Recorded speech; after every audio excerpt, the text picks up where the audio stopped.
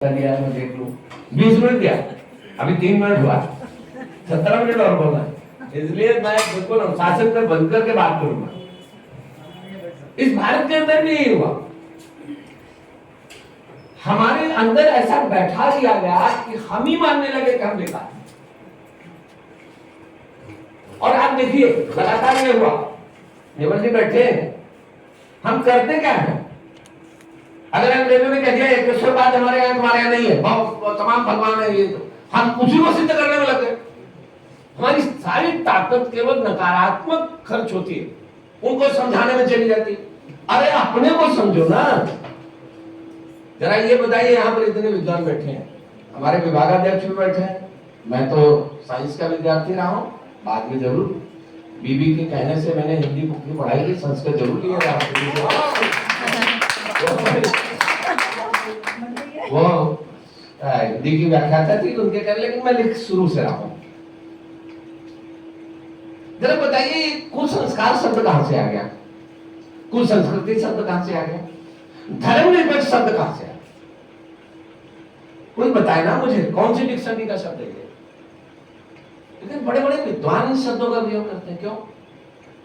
वही जो मैंने बताया। अरे भाई जब सम लग गया, इसके बाद कहां से कू लग जाएगा? उसका अर्थ ही श्रेष्ठतम है। अरे आप हिंदी के जानकार हो, भारत में रहते हो, और फिर अधर्मनिरपेक्ष कैसे हो सकता है? धर्म का विलोम अधर्म होगा, यही तो होगा ना। संस्कार अगर है तो उसका विकार होगा, संस्कृति है तो उसकी विलोम विकृति होगा। कहां से हो गया वो संस्कृति? अल्प ज्ञानी लोगों के कारण, बार बार कहने के कारण हम भी उसी पर चल पड़े। एक कभी सवेरे हम बात कर रहे थे भारतवंश की परंपरा कैसी है। एक संस्कृत में हमने 7 या 8 में जब पढ़ रहे थे, तो संस्कृत में एक कहानी पढ़ी थी। एक व्यक्ति गंगा स्नान करने के लिए गया, तो उसने तय किया कि अपने, उस समय घर में ताला वाला होता नहीं था, बाकी व्यवस्थाएं थी नहीं, तो चोरों से बचाने के लिए अपना पूरी संपत्ति अपने साथ ले जाते थे। तो वो ले गया, तांबे का बर्तन था, उसमें भर लिया उसने। अब भरने के बाद अब वो जब गंगा स्नान करने के लिए पहुंचा, तो उसने कहा कि अब करें क्या? अगर हमने डुबकी लगाई, इतने को कोई लेके भाग गया तो क्या करेंगे? उसे एक युक्ति सूझी, उसने बालू में ऐसे गड्ढा किया और उसको दबाया और ऊपर से शंकर जी की पिंडी बना दी और 2 फूल दर्द दिए। अब इसको कोई नहीं मिलेगा। अब वो चला गया गंगा स्नान करने, तो जितनी भीड़ आ रही थी वहां, जितनी भीड़ आ रही थी, उन्हें सबने देखा कि ये तो शिवलिंग बना हुआ, तो उनको भी लगा कि यहाँ की परंपरा होगी। तो दूसरे ने बनाया, फिर तीसरे ने बनाया, फिर चौथे ने बनाया, जितने लोग निकल रहे थे हजारों शिवलिंग बन गए। और लौट के जब आया, उसने देखा कि अरे मेरा जो शिवलिंग बनाया था, जिसमें मैंने अपनी पूरी संपत्ति रखी, वो गया कहाँ? तो एक श्लोक है उसमें, गतानुगतिको लोको न लोको मातृका बालपालिंग मात्रेण गतमेता प्रभाजनम। मेरा ही तांबे का बर्तन गया था, आप बताओ कहां ढूंढे? हमारे भारतवर्ष में भी इसी तरह की भेड़चाल है। भेड़चाल का मतलब जानते हैं आप? आपने देखा होगा कभी कभी जो दिखाया जाता है ना, एक भेड़ अगर कूद गई तो सारी भेड़ें कूदती चली जाएगी, जैसे सब मर जाए। भारतवर्ष की यही स्थिति है। अभी एक बहुत बढ़िया कहानी सुनाई थी इन्होंने अंग्रेजी के लिए, मैं उसको कोट कर देता हूं, आप भूल गए। हमारे दादा आए, बैठे हुए थे, उसमें एक अंग्रेजी मेम आ गई। अब उनको लगा ये बहुत सुंदर है, गोरे के प्रति ज्यादा लगाव हो गया। तो दादी भी थी घर में अंदर और उनकी पत्नी भी थी। उन्हें बोला, सुनो, आज से तुम जो है आउट हाउस में रहोगी और ये यहाँ रहेगी इस जगह। पता चला बेचारी वो दादी तो आउट हाउस में पहुंच गई, और वो जो अंग्रेज मेम आई वो बैठ गई वहां, क्योंकि अंग्रेज मेम अच्छी लगी उन्हें। और परिणाम ये हुआ कि उनकी फोटो आज तक आउट हाउस में लगी है, और वो अंग्रेज मेम आज भी राज कर रही है। यही हिंदी के साथ क्या आवश्यकता है बाकी हिंदी को? इतनी समृद्ध, इतनी वैज्ञानिक, दुनिया के सारे लोग मान रहे, विज्ञानी मान रहे, लेकिन हम अपनी उसी में चल रहे। क्या स्वाभिमान हमारा है? धर्म का अर्थ कहीं दुनिया में ढूंढे नहीं मिलेगा, और हम ही अगर नहीं उसके अर्थ को ठीक प्रकार समझेंगे, हम ही सबको धर्म कहेंगे, तो कैसे काम चलेगा? दुर्भाग्य हम इस्लाम को धर्म कहते हैं, दुर्भाग्य हम ईसाईयत को धर्म कहते हैं। अरे भैया, धर्म वो नहीं है। मैं बार बार इस बात को कहता हूं, ये धर्म नहीं है। धर्म क्या है? अरे भाई, मैं एक कहानी सुनाता हूं। इस भारतवर्ष के अंदर एक घटना घटी, श्रीमती आपको याद होगा। एक लड़के ने कहा कि हमारा बाप प्रमुख है, नाम मत लेना, मैं उसकी चर्चा नहीं करना चाहता, व्यक्ति के बारे में नहीं चर्चा करना चाहता, लेकिन घटना याद दिलाना चाहता हूं। एक लड़के ने कहा कि हमारा बाप वो है, राजनीतिक थे, लेकिन बाप ने कहा कि मेरा लड़का नहीं है। सर्वोच्च न्यायालय ने इसने हस्तक्षेप किया, बोले नहीं, डीएनए टेस्ट का। डीएनए टेस्ट हुआ, उन्हीं का लड़का निकला। तो आपको अगर किसी के बाप का पता करना है तो डीएनए टेस्ट कराना पड़ेगा कि नहीं कराना पड़ेगा? तो आपको धर्म शब्द की अगर उत्पत्ति जाननी है, धर्म की आपको ओरिजिन जानना है, उसका आपको डीएनए करना पड़ेगा कि नहीं करना पड़ेगा? हम डीएनए नहीं करते। धर्म धातु में मन प्रत्यय लगा करके धर्म शब्द की उत्पत्ति हुई है, जिसमें दुनिया के अंदर जितने भी पंथ हैं वो केवल पंथ है, संप्रदाय है, रिलीजन है, धर्म नहीं है। दुनिया के अंदर एकमात्र धर्म है, एकमात्र धर्म है जिसको सनातन धर्म कहते हैं। दुनिया के अंदर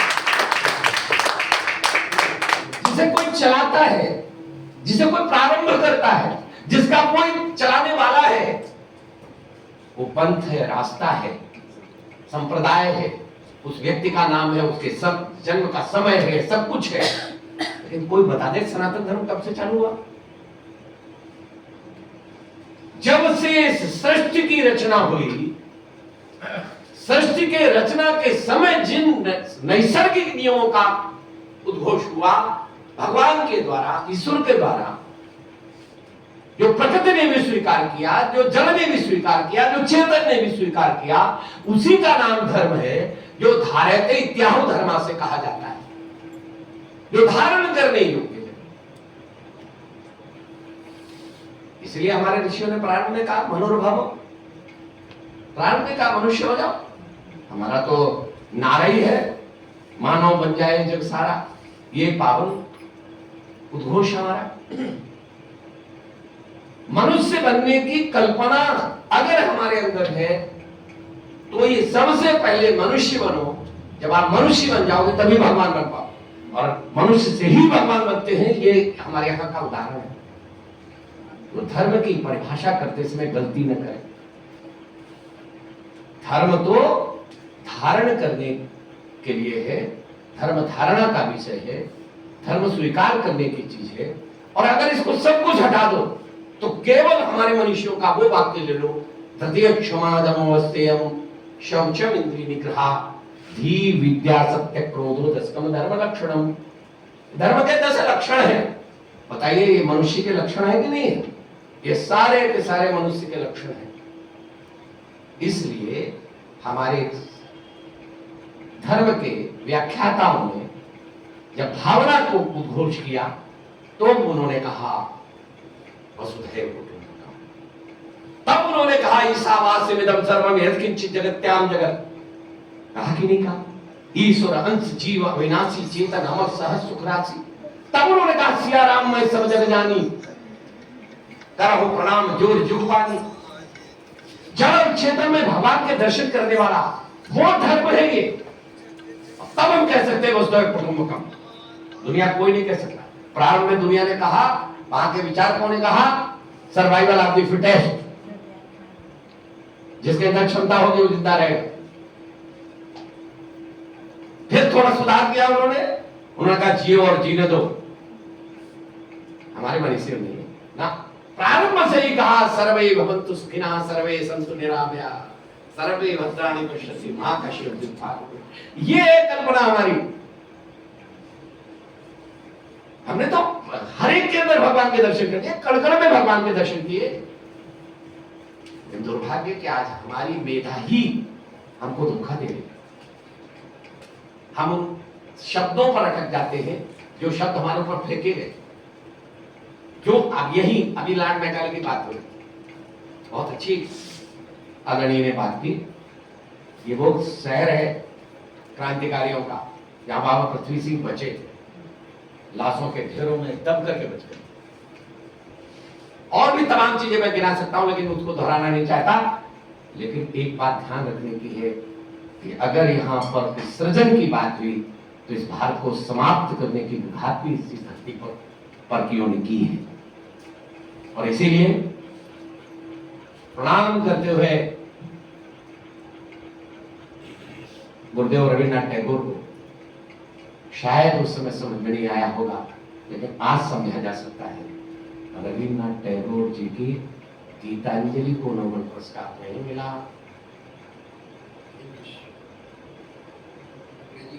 जी, गुरुदेव रविन्द्रनाथ टैगोर को जब गीतांजलि उनकी गई तो नोबेल पुरस्कार के लिए मना कर दिया गया। जब अप्रोच हुई तो उनसे कहा गया कि इसका आप अंग्रेजी में अनुवाद करो।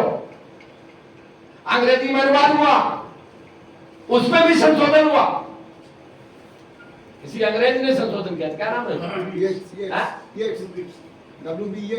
हाँ, उसने संशोधन किया।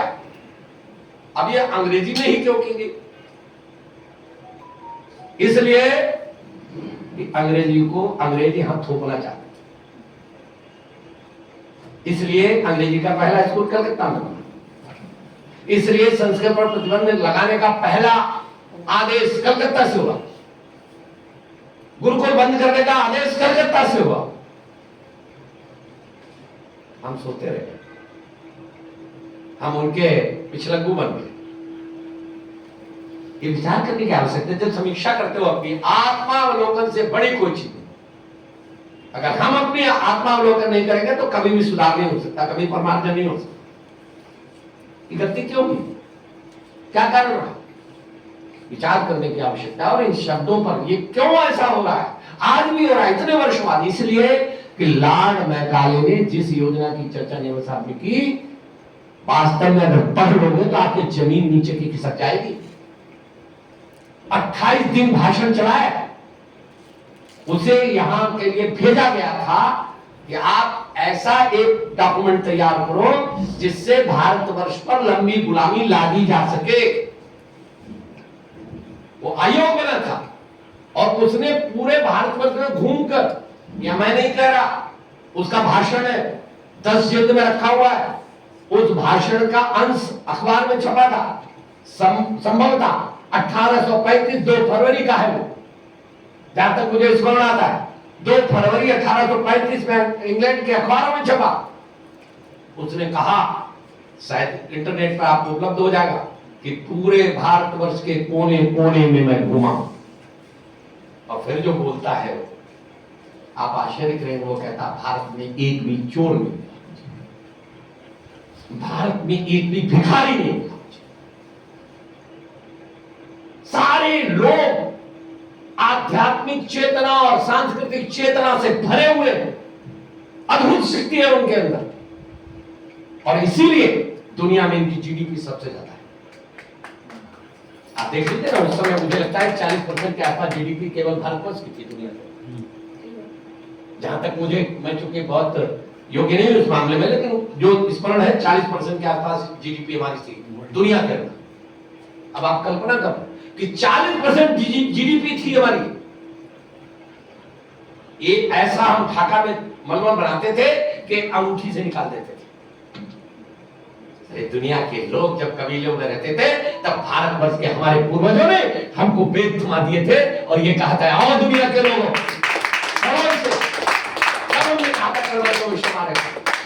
हमें कोई पढ़ाने आएगा, हमें कोई सिखाने आएगा? अरे किसी का इतिहास 1400 वर्ष पुराना है, किसी का 2000 वर्ष पुराना है। अरे तुमने हमको नापा बहुत बुरी तरह से, लेकिन फिर भी इतने नापने के बाद में कभी कभी मजाक में कहता हूँ, थोड़ी देर जब गंभीर हो जाती है तो बाद में एक चुटकुला सुनाता हूँ। एक गप्पी ने अपने मित्र को कहा कि जब मैं लंबी हाँकू ना तो थोड़ा खांस दिया। कहा ठीक। एक दिन उसने बड़ी लंबी गप मारी, बोले हमारे बाबा बड़े वीर थे। उसने कहा कि मेरे बाबा बड़े वीर थे, क्या किया उन्होंने? एक शेर मारा, और उस शेर मालूम कितने का था? बोले 60 मीटर का था। तो उसके दोस्त ने कहा कि अपना धर्म का निर्वाह करें, उसने खांस दिया। बोले ये तो लोगों ने कहा। इसके बाद मेरे बाबा ने कहा अच्छा जो नापा गया, उन्होंने फीता उठा के नापा, 40 मीटर का निकला। उसने फिर खांसा। बोले देखो भाई, अब तो चाय जितना खांसो तो फीता उठा के नाप दिया, कम नहीं सकता।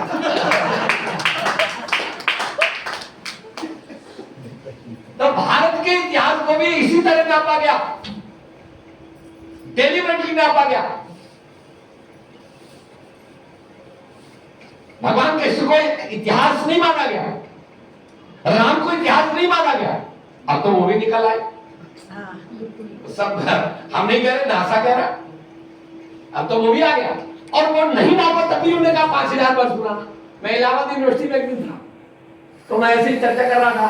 वहां बहुत सारे हमारे वाम मार्गी मित्र थे, मंच पर वो रहते हैं ज्यादातर, पहले रहते थे, अब तो खैर डरते हैं, वो जानते हैं रवि शुक्ला अगर मैदान में है तो नहीं जाना चाहिए, मना कर देते हैं, बोले मंच पर अगर वो है तो नहीं बात करेंगे। हमने उनसे पूछा भैया ये बताओ, तुम कह रहे हो कि कोई 2000 वर्ष पुराना है, कोई 1400 वर्ष पुराना है, तो बात तो 5000 वर्ष पुराना, तुम्हारी बात हम मान लेते, लेकिन बात तो वही होगा ना, तो बात तो हम ही हुए, तो हमको क्या सिखाओगे?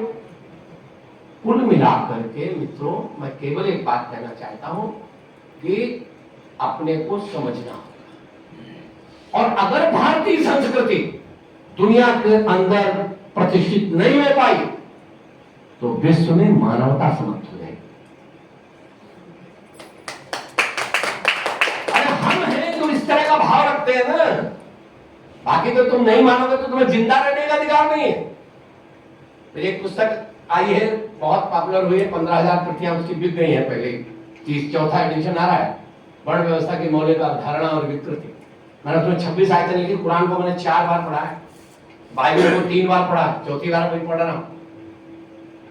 कोई दुनिया के अंदर ऐसा चिंतन नहीं है जो हमारे चिंतन के नजदीक भी पहुंचे।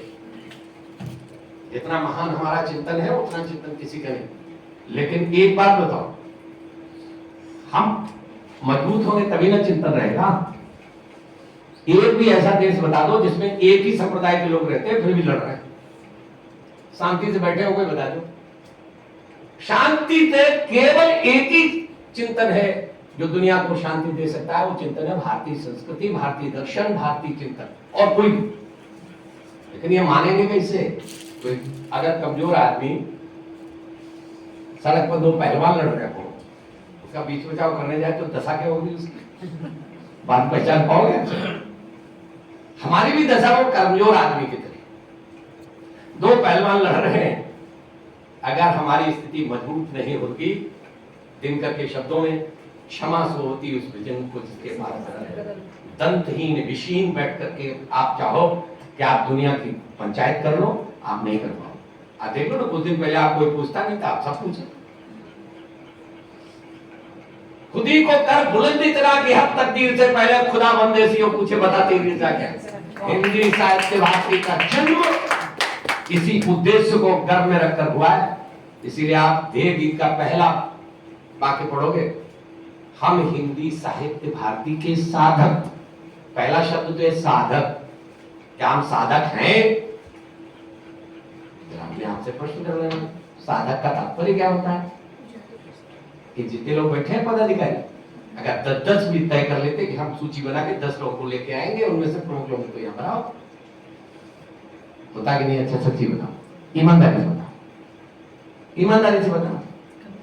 ये जो स्वरूप आपके सामने है, ये स्वरूप कहीं न कहीं हमारी गंभीरता की कमी के कारण।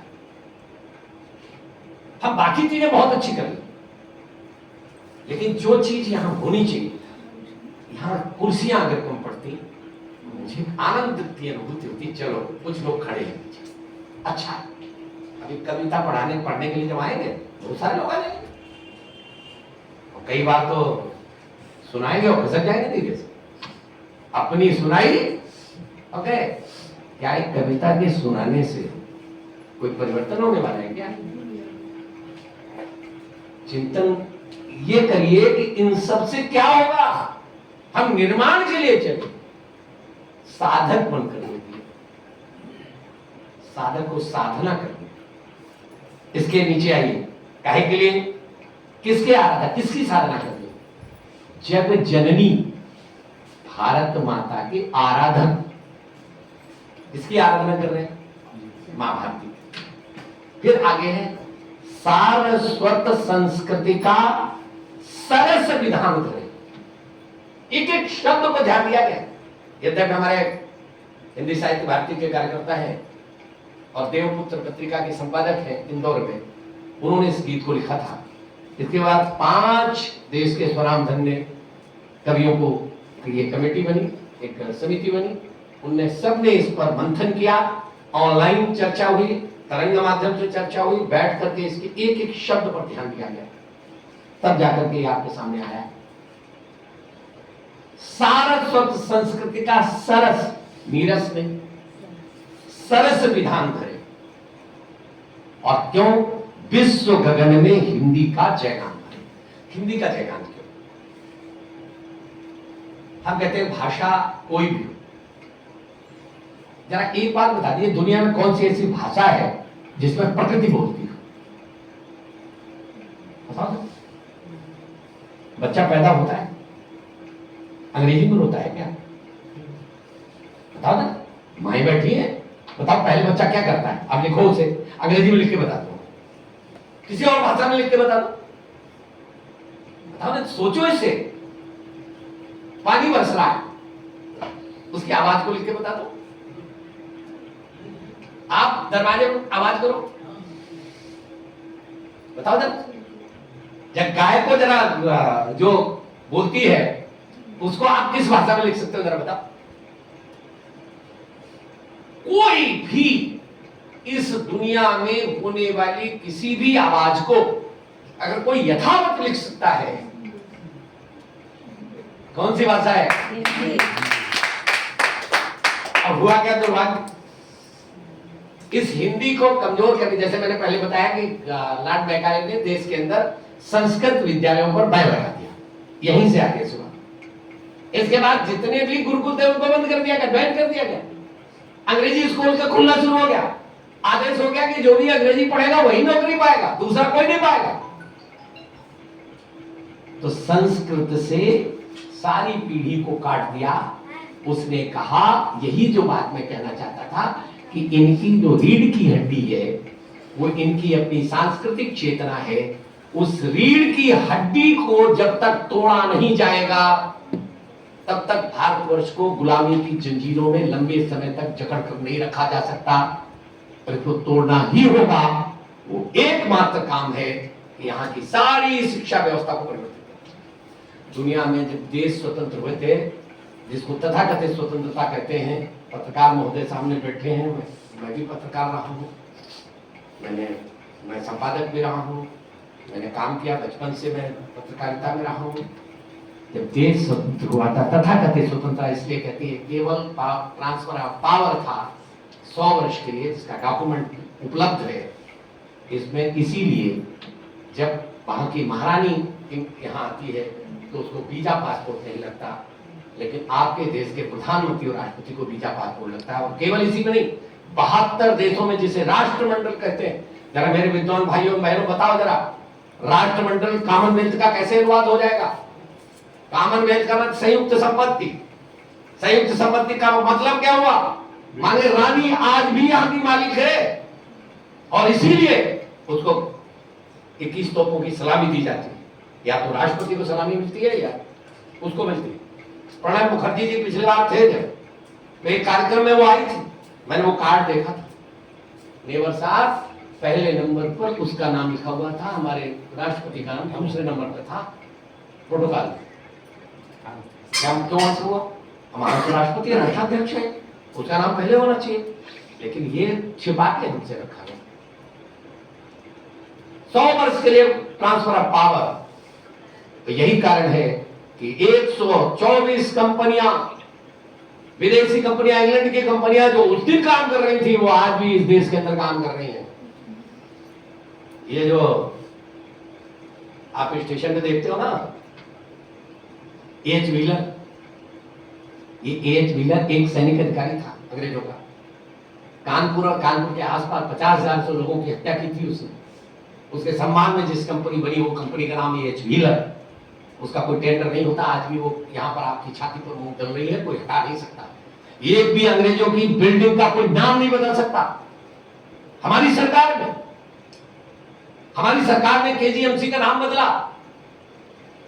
केजीएमसी का नाम बदला था, फिर से केजीएमसी करना पड़ा कि विश्व न्यायालय में बात चली जाएगी।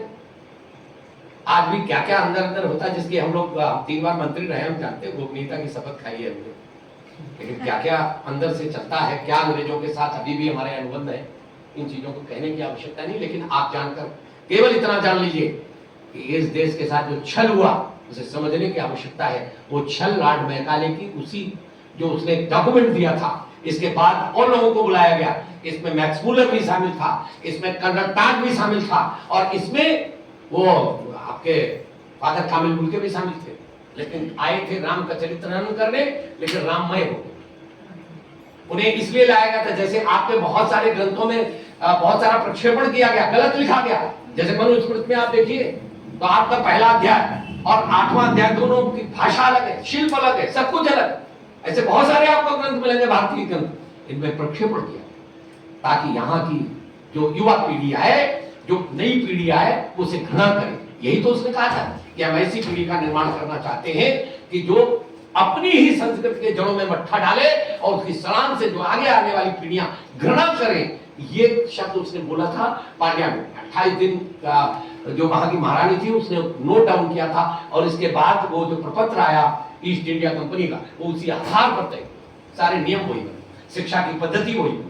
सारे बाकी देशों ने, जर्मनी, जापान आदि कई देशों ने अपना 4 साल तक अपना शिक्षा सत्र निलंबित रखा, लेकिन दुर्भाग्य भारतवर्ष का कि लॉर्ड मैकाले के मानस पुत्र यहाँ बैठे थे, जिन्होंने अपनी आत्मा के अनुरूप यहाँ की शिक्षा प्रणाली को नहीं ढाला। जो शिक्षा प्रणाली उस समय थी वही शिक्षा प्रणाली आज चल रही है। जब मैंने इसको और डॉक्टर मुरलीधर जोशी जी ने तय करके इसको बदलने की कोशिश, तो भगवा क्रम का होगा, और मुझे तो वंदे मातरम के लिए मंत्रिमंडल से हटना। उसे मेरे मुख्यमंत्री ने कहा कि आपको वंदे मातरम आदेश वापस लेना होगा। मैंने कहा मैं नहीं लूंगा, बोले लेना पड़ेगा। मेरी पत्नी उसमें ब्लड कैंसर से पीड़ित थी और हम टाटा हॉस्पिटल में थे। मुझे याद है वो तारीख 22 नवंबर, उन्होंने मुझे खुद टेलीफोन किया मुख्यमंत्री ने। मैंने कहा कि मैं मंत्रिमंडल छोड़ सकता हूं, लेकिन वंदे मातरम आदेश मेरी कलम वापस नहीं लेगी। मैं केवल एक ही काम करूंगा कि जनता को जगाने का काम, लोगों को जगाने का काम। मैं केवल एक बात कहना चाहता हूं कि अभी भी हम बहुत अंधेरे में, इस अंधेरे को काटना होगा। यही हिंदी साहित्य भारती का लक्ष्य। हम केवल हिंदी के लिए नहीं, हिंदी तो दुनिया की भाषा बनेगी, कोई अब दुनिया की ताकत रोक नहीं सकता। केवल भी मैं आप एक से एक निवेदन करता हूं, जरा सारी बोलियां मिला लीजिए, जैसे मौसे तुमने मिलाई थी। मंदारिन में जितनी भी बोलियां थी चीन की, वो सारी बोलियां उसने मिला ली, तभी तो नंबर 1 की भाषा बनी है। अरे यहां पर देवनागरी में लिखी जाने वाली जितनी भी बोलियां हैं, उनको बोली कहो, भाषा मत कहो। भाषा कहकर के आप हिंदी का अपमान करते हो। खड़ी बोली को केवल हिंदी कहकर के आप खड़ी बोली को कमजोर करते हो। भोजपुरी क्या है, अवधी क्या है, बुंदेलखंडी क्या है, ये सब हिंदी है। इनको सबको मिला दीजिए, बताओ कहां कोई खड़ी है। आज भी विश्व के अंदर डॉक्टर जयंती प्रसाद नौटियाल का एक बहुत बड़ा शोध आया है। मैंने अभी विश्व हिंदी सम्मेलन में भी उसका कोट किया था, वहां भी कहा था, और मैं इस पर काम कर रहा हूं। उन्होंने शोध दिया भारत सरकार को और कहा कि दुनिया की सबसे बड़ी भाषा हिंदी हो गई। इस पर एक गृह मंत्रालय ने एक पत्र लिखा केंद्रीय हिंदी संस्थान आगरा को, इसमें एक एक्सपर्ट कमेटी बनाई जाए और इसकी जांच कराई जाए कि ये सही है कि नहीं। उसकी एक्सपर्ट कमेटी बनी, विशेषज्ञों की समिति बनी, डॉक्टर करुणाशंकर उपाध्याय भी उसमें थे, वो रिपोर्ट सबमिट की गई और उस रिपोर्ट में कहा गया विश्व की सबसे बड़ी भाषा हिंदी है। ये शोध बहुत ठीक है, इसको मान्यता दी जानी चाहिए। और ये पत्र केंद्रीय हिंदी संस्थान का वहां भी चला गया, गृह मंत्रालय। इसके बाद ये जो जिन्हें अच्छा नहीं लगता है भारत का कुछ भी अच्छा नहीं लगता, भारत का कुछ भी अच्छा नहीं लगता, वो लोग चले गए। वो कार्यवाहक वहां की निदेशक है, उसको दबाव में ले लिया और उसे फिर एक पत्र लिखा दिया केंद्र सरकार की ये तो राय विशेषज्ञों की है, ये राय केंद्रीय हिंदी संस्थान आगरा की नहीं। आज भी स्वतंत्र भारत में बीजेपी की सरकार में ये सब आई। अब आप कल्पना करो क्या चल रहा है। कितने लोग हैं जो लगे हुए हैं भारत को कमजोर करने में। अब उनका क्या उद्देश्य है आप जानो, लेकिन हिंदी साहित्य भारती हिंदी को वैश्विक भाषा बनाकर मानेगी, इसके लिए ही हमारा अभियान चालू है। दुनिया के अंदर एक संपर्क भाषा चाहिए अपनी संस्कृति को पहुंचाने के लिए। उस संपर्क भाषा एक चाहिए कि नहीं चाहिए? आप अंग्रेजी में कहोगे तो कैसे कह पाओगे? अब अंग्रेजी में तो पानी के लिए वाटर शब्द है, लेकिन हमारे यहाँ तो जब हम जलाभिषेक करते हैं तो कभी हम पानी देते, दोनों के अर्थ अलग अलग। 117 शब्द केवल हिंदी के पानी के लिए, इतनी समृद्ध भाषा। आप देखिए, का को जहां से बोलिए उसकी वर्ग के जितने भी हैं का यहीं से आएंगे। खा को जहां से काखा के बाद फिर पा को बोलिए, टा को बोलिए, जो भी है अलग अलग। इतना वैज्ञानिक मैं उसमें नहीं जाना चाहता, इतनी वैज्ञानिक भाषा मैं नहीं कहता, ये नासा ने मान लिया कि संस्कृत और हिंदी सबसे श्रेष्ठ भाषा है विज्ञान के हिसाब से। ये मान लिया, हमने नहीं कहा। अब एक शब्द आज हो रहा है, वो कहकर के बात समाप्त करूंगा। एक बहुत बढ़िया बात हुई, विनोद जी से किसी ने कहा कि आप अंग्रेजी अच्छी नहीं बोल पाते, तो इन्होंने उससे कहा कि तुम जो है हिंदी अच्छी नहीं बोल पाते। हम जहां उसने कहा अंग्रेजी अच्छी नहीं आती, तो हमारा मुंह लटक जाता है। उससे कहो हिंदी बोल के बताओ ना तुम। अरे भाई हमारी हिंदी है, समृद्ध भाषा है, तुम्हारे 26 शब्द हमारे 52 शब्द। मालूम है अंग्रेजी 5वें नंबर पर पहुंच गई विश्व मानक में। लेकिन है क्या कि जो वो करने वाले हैं ना, आपको भारत की सरकार आज तक यहाँ के आंकड़े नहीं भेजे। गलत तो नहीं कह रहे, सही है ना ये? अब बताओ, जहां से आंकड़े निकलते हैं वहां भारतवर्ष से हिंदी की कोई गणना ही नहीं होती, वहां जाते ही नहीं। तो जहां पर पड़ी है वहां पड़ी है, कोई उसके लिए चिंता करने वाला नहीं। ये स्थिति है। अब मालूम नहीं, हम तो ये कहते हैं वो आंकड़े आ गए 5वें नंबर पर है ना, बिल्कुल नहीं। 5वें नंबर पर अंग्रेजी पहुंच गई, पहले नंबर पर हिंदी आ गई है, मंदारिन दूसरे नंबर पर है, बाकी ये क्रम चलता है, आप देख लीजिएगा। लेकिन चक्कर क्या है, कौवा नाक ले गया, हम नाक के पीछे नहीं देखेंगे कि नाक हमारी है, हम तो कौवा के पीछे भागेंगे। बताइए, उसने कह दिया, अब उसने कह दिया तो वो तो सच हो गई।